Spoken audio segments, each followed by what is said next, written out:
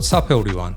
Today we are talking about Demna's Fall-Winter 2026 collection for Gucci.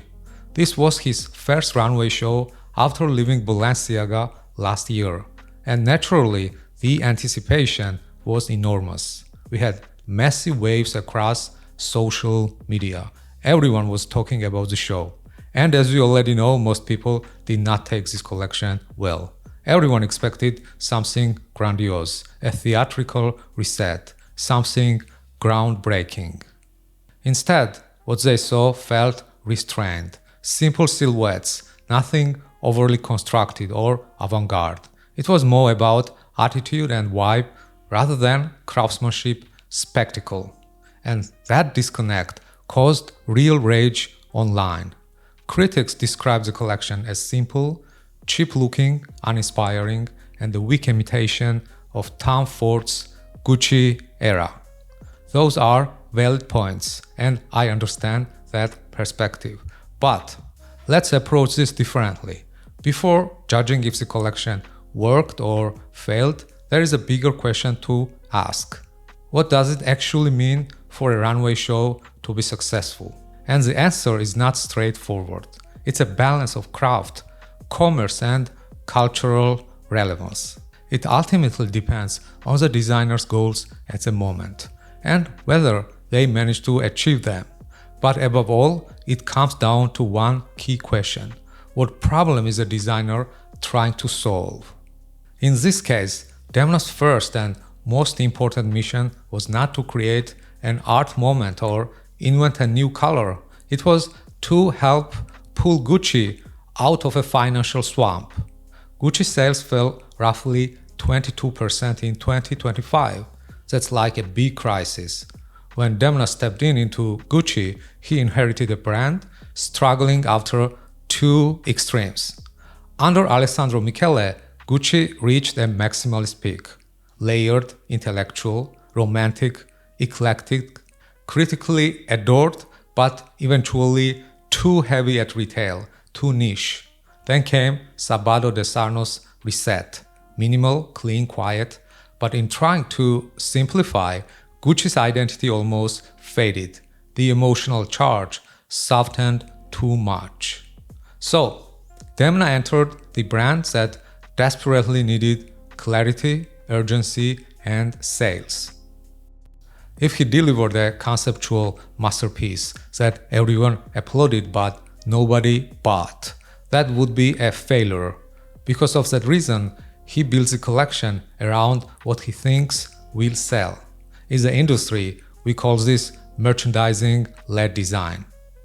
Demna's solution, or his vision for Gucci, if you will, is a version of the brand that is hot, sexy, relatable, simple without being basic, built around recognizable archetypes, and slightly sleazy. And yes, sexy sells. It always has. The collection was also highly relatable. It was not about fantasy characters. It was about familiar types. People you see in real life, people you see online, people you might even be. You could clearly recognize the archetypes: the gym bro, the goth girl, the punk kid, the nightlife bombshells, and many more. Instead of abstract intellectual fashion, Demna leaned into vibe, into attitude, into identity types that already exist in contemporary culture.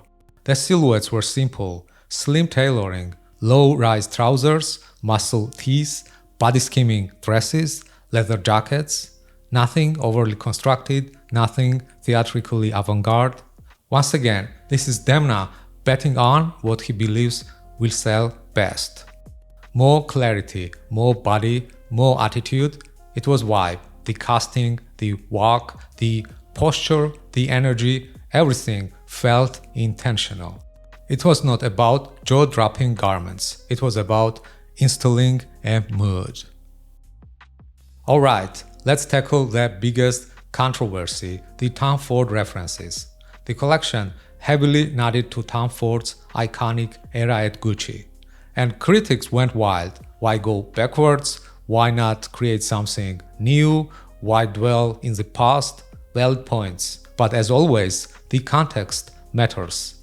When Tom Ford took over Gucci in the 90s, the brand was also struggling financially. He made it sexy, he made it provocative, he made it desirable, and it worked. So, Demna stepping into Gucci during another fragile financial moment and referencing the exact era that once saved the house feels symbolic and strategic. Was it a smart move? We'll find out soon enough. The important thing to see is that even though sexy is the same concept for Tom Ford and Demna, each interprets it in their own way. Tom Ford's sexy was glossy, dreamy, seductive in a polished way. Demna's sexy is darker, slightly sleazy, more underground, filtered through a contemporary lens. And speaking of underground, Demna has always understood that cultural relevance starts there, not in the mainstream, even for a major luxury house. And that intention was clearly visible. Underground rap figures like SD Kid, Fake Mink and Netspan appeared on the runway. It felt like a form of cultural positioning, an attempt to reconnect Gucci with youth energy and contemporary subcultures. And if you're wondering about the name of the collection, Primavera, it references the Renaissance painting Primavera by Sandro Botticelli, which Demna reportedly saw at the Uffizi Gallery in Florence. On the runway, replicas of Greco-Roman statues stood in the background under flickering electronic lighting. The juxtaposition was intentional. Past meets present, Renaissance meets rave, heritage meets subculture. You could even see it in the draped t-shirts. The casual styling of wearing a t-shirt of one arm mimicked the drapery seen in Italian sculptures. I also want to briefly touch on what we could call the Demna effect. Demna has always understood the power of controversy. In many ways, he uses noise and the backlash as a marketing tool. He understands that indifference is the only real failure in the modern fashion market. If people hate a collection, they are talking about it. They are making TikToks about how basic it was or discussing how the AI-generated previews were weird. All of that creates media impact value. For a brand like Gucci, trying to claw back relevance, being the most discussed show of Milan Fashion Week is already a big win. Overall, Demna tried to achieve the following things: increase sellability, make Gucci wearable again, make it relatable across generations, and restore cultural relevance. I've heard some critics argue that Gucci might actually be beyond saving, that even Demna can't fix it. The main argument is that Gucci has gone through so many different phases and eras that it has lost its core DNA and identity. In other words, the brand no longer stands for anything, and without that foundation, rebuilding it becomes extremely difficult. Do you think Gucci can be saved, or is it already too late? Let me know what you think in the comments below. Alright, see you guys in the next video. Peace.